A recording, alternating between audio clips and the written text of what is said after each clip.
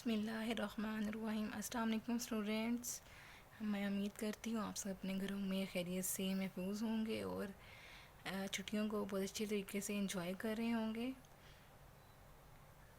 آج کا جو ہم نے سبق پڑھنا ہے وہ سبق نمبر 8 ہے اور اس کا نام ہے سیدھا راستہ۔ سیدھا راستہ سمجھنے کے لیے سب سے پہلے ہمیں دو چیزوں کو سمجھنا بہت ضروری ہے۔ نمبر 1 ہدایت، نمبر 2 منزل۔ ہدایت جو ہے وہ آپ نے 4 کلاس میں بھی پڑھا تھا، اس کے معنی ہوتے ہیں راستہ دکھانا۔ فرض کیجئے آپ کو ایک مسجد تک جانا ہے اور آپ کو مسجد کا راستہ معلوم نہیں ہے، کوئی آپ کو وہ راستہ بتا دے تو اس کا مطلب ہے کہ اس نے آپ کو مسجد تک پہنچنے کی ہدایت دی۔ دنیا کی ہر چیز جو ہے وہ اللہ تعالیٰ کی دی ہوئی ہدایت کے مطابق زندگی گزار رہی ہے۔ موسم جو ہے اپنے وقت پر آتے جاتے ہیں، جب بادل جو ہیں اللہ تعالیٰ ان کو ہدایت کرتے ہیں تبھی وہ برسنا شروع ہوتے ہیں۔ اسی طرح اب ہم منزل کی طرف چلتے ہیں کہ منزل کیا ہوتی ہے۔ منزل کے معنی ہے جہاں آپ پہنچنا چاہتے ہوں۔ منزل اس جگہ کو کہتے ہیں جہاں آپ پہنچنا چاہتے ہوں۔ جیسے آپ کو مسجد تک جانا ہے تو آپ کی منزل مسجد ہے۔ مسلمان کی زندگی کی کیا منزل ہے؟ مسلمان کی زندگی کی منزل یہ ہے کہ اللہ اس سے خوش ہو اور مرنے کے بعد اسے جنت ملے۔ آپ اپنی بک اوپن کریں، پیج نمبر 18 ہے، اس کی طرف آئیے۔ اب ہم ریڈنگ کی طرف آتے ہیں۔ ہم سیدھا راستہ، ہم تیری ہی عبادت کرتے ہیں اور تجھی سے مدد مانگتے ہیں، ہمیں سیدھے راستے کی ہدایت دی۔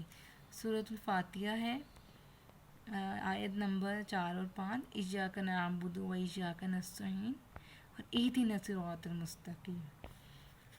سیدھا راستہ سمجھنے کے لیے دو چیزوں کو سمجھنا ضروری ہے، ایک ہدایت، دوسری منزل۔ ہدایت کا مطلب ہے راستہ دکھانا۔ فرض کیجیے آپ کو مسجد تک جانا ہے اور آپ کو مسجد کا راستہ معلوم نہیں ہے، کوئی آپ کو راستہ بتا دے تو اس کا مطلب ہے کہ اس نے آپ کو مسجد تک پہنچنے کی ہدایت دی۔ دوسرا ہے منزل۔ منزل اس جگہ کو کہتے ہیں جہاں آپ پہنچنا چاہتے ہیں۔ جیسے آپ کو مسجد جانا ہے تو آپ کی منزل مسجد ہے۔ مسلمان کی زندگی کی منزل یہ ہے کہ اللہ اس سے خوش ہو اور مرنے کے بعد اسے جنت ملے۔ اس منزل تک پہنچنے کے لیے ہم اللہ سے دعا مانگتے ہیں کہ ہمیں سیدھے راستے کی ہدایت دے، سیدھا راستہ جس میں موڑ نہیں ہوتے، گرنے کا خطرہ نہیں ہوتا۔ سب سے بڑی بات یہ ہے کہ اس راستے میں منزل تھوڑی دور مگر صاف نظر آ رہی ہوتی ہے۔ اس لیے مسلمان ہر نماز میں سورۃ الفاتحہ پڑھتے ہیں اور اللہ سے سیدھے راستے کی دعا کرتے ہیں۔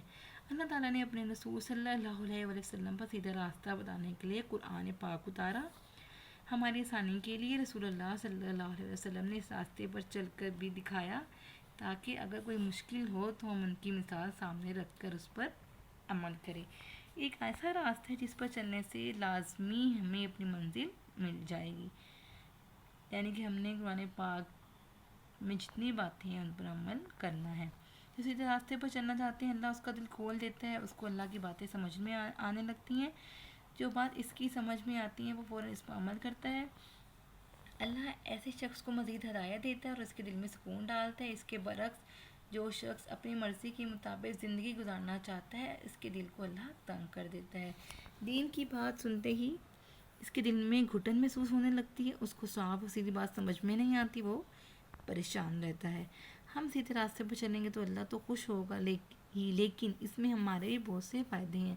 جو لوگ اللہ کے احکامات کے مطابق کام کرتے ہیں ان سے سب محبت کرتے ہیں، ان کی عزت کرتے ہیں، ان کا ہر مسئلہ حل ہو جاتا ہے۔ وہ تکلیف پر صبر اور آسائش پر شکر کرتے ہیں، وہ خوب خوش رہتے ہیں۔ وہ قیامت میں اللہ کے پاس جائیں گے، جانا تو سب نے ہے، تو ان کے چہرے خوشی سے چمک رہے ہوں گے اور اللہ انہیں بہت خوبصورت جنت میں بھیج دے گا۔ وہاں فرشتے ان کی خدمت کریں گے، وہاں باغ ہوں گے جن میں نہریں بہتی ہوں گی، وہ لوگ وہاں ہمیشہ رہیں گے۔ کتنا اچھا ہے یہ سیدھا راستہ، کتنا اچھا انعام ہے اس کا۔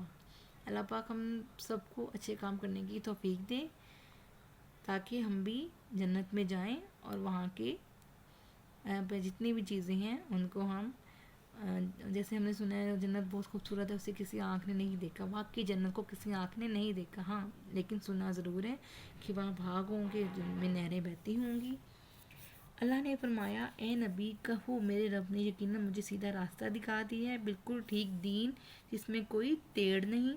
ابراہیم کا طریقہ جسے یکسو ہو کر اس نے اختیار کیا تھا اور وہ مشرکوں میں سے نہ تھا۔ کہو میری نماز، میری عبادت، میرا جینا، میرا مرنا سب کچھ اللہ رب العالمین کے لیے ہے۔ رسول اللہ صلی اللہ علیہ وسلم نے فرمایا میں تمہارے درمیان دو چیزیں چھوڑے جا رہا ہوں، تم اس کو مضبوطی سے پکڑے رہو، یہ تو سیدھے راستے سے کبھی نہیں بھٹکو گے۔ ایک قرآن پاک اور دوسرا نبی کی سنت، یعنی کہ ہم نے قرآن پاک اور نبی پاک صلی اللہ علیہ وسلم کی بتائی باتوں پر عمل کرنا ہے، تو ہم انشاءاللہ تعالیٰ اپنی زندگی میں بھی کامیاب ہوں گے، ہم آخرت میں بھی کامیاب ہوں گے۔ آپ نے سبق کی ریڈنگ اچھی طریقے سے کرنی ہے، اور اس میں جو ہے پیج نمبر 26 پر سرگرمی نمبر 1 اور سرگرمی نمبر 2 اس کو آپ نے کمپلیٹ کرنا ہے، اور اس کے آنسر کوسچن جو ہے اپنی سیوا کاپی پہ کرنے ہیں۔ ٹیچر کو اجازت دیجیے، اللہ حافظ۔